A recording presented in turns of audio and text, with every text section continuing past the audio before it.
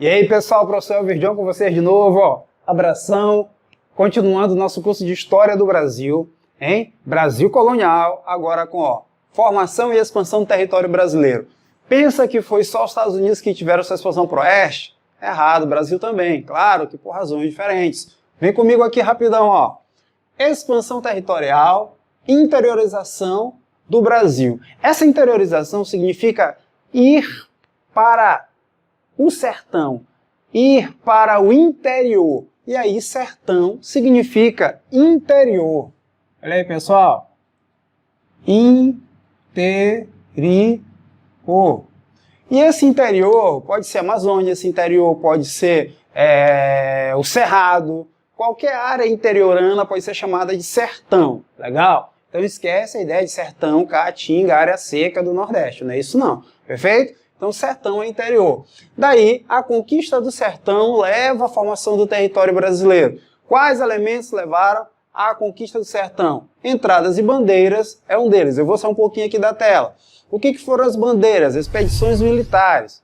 Por exemplo, Domingos Jorge Velho, função, prospecção, buscar metais, prear índios. Lembra de quando os holandeses invadiram o Nordeste? Tanto o nosso Nordeste quanto lá os pontos de captação de escravos na África, eles não se preocupavam com o Sudeste, porque o açúcar daqui era insignificante. O Sudeste vivia da mão de obra indígena, onde eles entravam, capturavam e traziam. Os holandeses vão dar atenção para o quê? Para o Nordeste, subindo até o Maranhão em 41, sendo expulsos em 44. Do Maranhão, tá, pessoal? Então vejam só. Assim, o que a gente percebe é que as entradas e bandeiras foram importantes. As bandeiras eram privadas, tá? E as entradas, elas eram contratadas pelo governo. Por exemplo, ó, tá aqui que eu escrevi, ó. Bandeiras tinham um caráter particular, privado. Já as entradas eram financiadas pela coroa. Coroa que eu digo aqui, o Estado português. Mas, claro, quem representa o Estado português dentro do Brasil? Você tem as câmaras municipais, você tem o quê? O governador-geral, perfeito? Então isso também era o papel do governador-geral, contratar bandeiras para poder prear índios e buscar o quê? Metais preciosos, ouro, prata, pedras preciosas. Então, assim era necessário entrar no território. Porque, veja, é só lembrar, as Minas Gerais. As Minas Gerais, na época, Minas Gerais, Tocantins, e aquela região ali, Goiás, era a região que tinha ouro, certo? E não tem litoral. Então veja, só lembrar, não tem litoral. Por isso o Brasil levou quase 2 séculos para poder fazer a prospecção do ouro. Descobre no século XVII e o boom da mineração, como na aula passada, é século XVIII. Não esquece disso. Então, demorou tanto, porque foram os bandeirantes. Daí vem a Guerra dos Emboabas, que a gente vai discutir mais à frente, pois os paulistas achavam-se no direito de explorarem exclusivamente esse ouro e não deixar nenhum estrangeiro, entendendo? Estrangeiro, qualquer um que não fosse Minas, que não fosse São Paulo. Maranhão era estrangeiro, né? Rio de Janeiro era estrangeiro, Portugal é estrangeiro. Aqui ainda não existe na ideia de brasilidade, de nacionalidade. Então vejam, tudo isso aqui, pessoal, é o processo inicial de formação. As bandeiras privadas, as entradas contratadas pelo governo, entrando para buscar riquezas e buscar mão de obra, ok? Lembrando que aqui em cima, na região do Maranhão, também não se tinha uma grande quantidade de mão de obra africana. Isso só vai acontecer na segunda metade do século XVIII. Então, aqui no Maranhão também precisava-se das bandeiras. Marquês de Pombal, a partir de 1755, com a criação da Companhia de Comércio de Grão-Pará e Maranhão e do Estado de Grão-Pará e Maranhão, que antes era Maranhão e Grão-Pará, é que nós vamos ter uma grande entrada de africanos aqui. Então vejam como as bandeiras elas foram importantes, não somente para o Sudeste, mas também aqui no meio norte, vamos dizer que o Maranhão está aqui na passagem meio norte. Perfeito?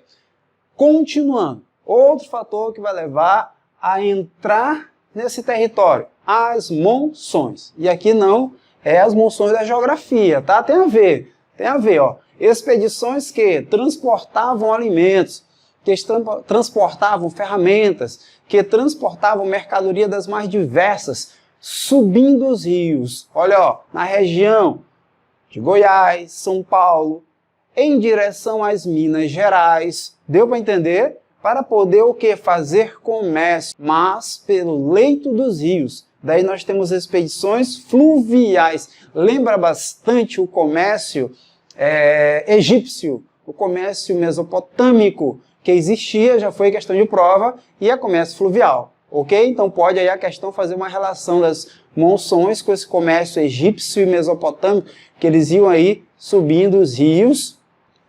Nesse caso do Egito, da Mesopotâmia, descendo, né? Em direção ao mar. Aqui é subindo os rios em direção a Minas Gerais, porque era uma região muito rica, e tudo lá era vendido a peso de ouro, e nós já conversamos sobre isso. Aqui, pessoal, surge, por exemplo, o feijão tropeiro, que já foi uma questão do Enem, tá? O feijão tropeiro foi inventado pelos mineiros? Não, o feijão tropeiro era pelas tropas de mulas que iam fazendo comércio por terra, que também existia, tá? Levando as mais variadas mercadorias para onde? Para Minas Gerais. E aí os cozinheiros dessas tropas faziam lá o feijão com todo aquele ingrediente que hoje, né, é patrimônio material. Não o feijãozinho, mas a receita, perfeita? E surge o feijão tropeiro, com esses cozinheiros das tropas de mula que levavam mercadoria para as Minas Gerais. Dica do professor João para ti, ok? Beleza. Então, continuando, qual o outro fator que contribuiu para a interiorização? Tá? Além das monções que vão subindo os rios para fazer comércio. Ó, sertanismo de contrato. Sertanismo de contrato não deixa de ser uma forma de bandeira. Por quê? Aqui, os governantes locais, eles contratavam bandeirantes experientes para atacar aldeias indígenas, atacar quilombos que eles consideravam o quê? Uma ameaça para a vila, para a cidade. Então, sertanismo, entrar, contrato, contratado. Exemplo, Domingos Jorge Velho, que acaba o quê? Atacando Palmares, depois já de 3 tentativas, já na 4ª tentativa, Quilombo de Palmares vai capitular. Perfeito, pessoal? Legal? Então, sertanismo de contrato, quando bandeirantes eram contratados para atacar e destruir aldeias indígenas e quilombos. Sertanismo de contrato. Não esquece. Vamos para cá, ó. Outro. A União Ibérica. A União Ibérica que vai de 508 a 1640. Ora, que trouxe lá a invasão dos holandeses, a gente não vai voltar. Ela contribui sim, porque com a União Ibérica a linha de Tordesilhas deixa de existir. Isso estimula a entrada de colonos da parte portuguesa para a parte espanhola. Não esquece, esse território aqui era português, esse território aqui era espanhol. Então isso aqui estimula a entrada de território para o território espanhol de colonos. O fim da União Ibérica, ok? Beleza? O gado bovino. O gado bovino é interessante, pessoal, porque ele se localiza inicialmente aqui nos pontinhos vermelhos, ó, que é o que simbolizar as fazendas de plantação de cana para produzir açúcar. O gado, claro, era utilizado para tirar o couro, para tirar o leite, tração, perfeito? Existiu engenhos que era a tração hidráulica, existiu engenho que é a tração animal, e existiu engenhos que era a tração dos escravos, né? Que rodavam lá as moendas. Mas vejam só, esse gado, com o tempo, ele vai começar a competir com a plantação de cana. E aí fica complicado, porque a cana ela tem privilégio, porque ela tem mais valor. O gado não é exportado, mas a cana é. Então esse gado ele vai ser expulso do litoral, ele vai ser empurrado para o interior. E daí, ó, o Rio São Francisco, ele vai ser o Velho Chico vai ser conhecido como Rio dos Currais. Porque ao longo desse rio, várias fazendas de criação de gado vão se formar. No que diz respeito ao atual Maranhão, que estaria por aqui, ó, vindo da Bahia, eles vão se localizar no sul do Maranhão, na região de Pastos Bons. Lá por volta do século XVIII, voltando a ter uma nova migração no século XIX. São as correntes de migração para o Maranhão. Perfeito? A gente fala isso aí melhor depois, quando a gente estiver trabalhando em Maranhão. Migração pelo norte, migração pelo sul com gado, tá? Maria Socorro Cabral, os caminhos do gado, para estudar aí a colonização pelo sul do Maranhão. Com o quê? Uma mão de obra livre, cabocla. Por isso que a gente percebe um número maior de afrodescendentes aqui na parte norte do Maranhão, até a região da Baixada e de pessoas de pele mais clara, porque eram os caboclos, os livres, porque como era uma pecuária extensiva, tá, pessoal? Não faz sentido colocar um escravo para cuidar desse gado, senão ele foge na frente do gado, ok? Então o gado bovino vai ser fundamental. E ó, ele não vem só para cá, ele desce também, o gado bovino vem para a região sul.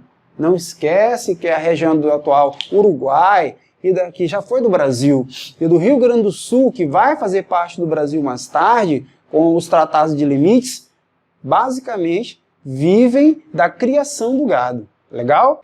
Pois bem, pessoal, além do gado bovino, que foi fundamental para a interiorização do Brasil, tanto subindo para o norte quanto para o sul, na região do futuro Rio Grande do Sul, nós temos as missões jesuíticas. Elvis, mas por quê? Porque, olha, a função dos padres jesuíticas não era catequizar? Então, os índios cada vez mais vão fugir para o interior. Então, as missões jesuíticas vão ter que se localizar no interior, no sertão. Então, a catequese jesuítica vai ter que ir para o interior. E, além disso, as drogas do sertão, né? As drogas do sertão seriam as especiarias da América Portuguesa. Nós temos aqui castanha do Pará, castanha do caju, essências aromáticas, nós temos o cacau, perfeito? Na região aqui, ó, da Amazônia, como o mapa está mostrando aí para vocês. Então percebam, pessoal, que tudo isso aí vai ser importantíssimo. E é claro que a gente não pode esquecer da mineração. Ó, a mineração foi fundamental para a interiorização. Porque com a mineração nós vamos ter o que, ó? Todo o povoamento aqui do centro do Brasil. Perfeito? Então olha aí, ó. Bandeiras, entradas, monções, sertanismo de contrato, União Ibérica, gado bovino. Nós temos as missões jesuíticas, drogas do sertão, que eram riquíssimas e eram monopólio da Igreja Católica. Não esquece disso. No Maranhão nós temos a maior criação de gado, monopólio da Igreja Católica, e nós tínhamos também a mineração no século 17 e 18, ela aí vai tomar a cena, ok? E vai contribuir para a interiorização do nosso território, beleza? O que está faltando agora? Os tratados de limites. Então vamos lá, tá preparado? Vem comigo!